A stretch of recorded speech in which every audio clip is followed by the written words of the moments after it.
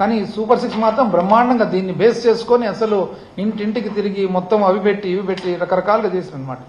ఇంకా దాని తర్వాత ఇవి కూడా మళ్ళా ఉమ్మడి మేనిఫెస్టో ఎందుకో నేను ఈరోజు గమనించిన కదా, దాన్ని నిశ్శబ్దంగా ఉన్నారు అసెంబ్లీలో కూడా, ఎవరిలో చలనం లేదు, ఆ ఉత్సాహము ఊపు కనపడ్డంలే, అంత డల్గా ఉన్నారనమాట.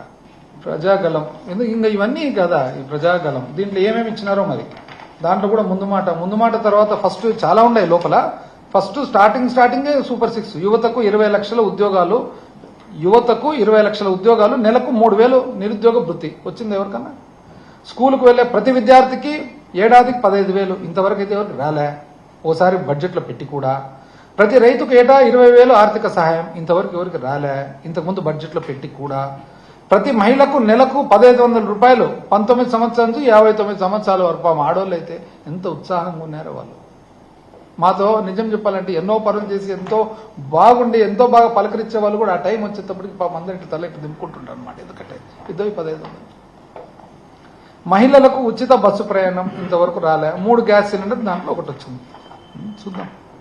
ఆ తర్వాత సరే ఈ ప్రకారంగా మీరు ఈ 25-26లో ఏమని రాసినారండి, ఎన్ని ఆర్థిక ఇబ్బందులున్నా అన్నదాత సుఖీభవ పథకం కింద ప్రతి రైతుకు ఏటా 20,000 రూపాయలు అందించే కేటాయింపులు చేశామని చెప్పడానికి గర్విస్తున్నాం. అదే అంటే ఎందుకు ఎక్కడే కానీ ఫిగర్ రాయడంలే. లాస్ట్ టైం అంతే, ఈసారి అంతే, ఫిగర్ రాదు. ఇది తల్లికి వందనం కూడా చూడండి. ప్రతి తల్లి తన పిల్లలను పాఠశాలకు పంపేలా ప్రోత్సహించే లక్ష్యంతో మరో సూపర్ 6 హామీని అమలు పరిచే దిశగా తల్లికి వందనం.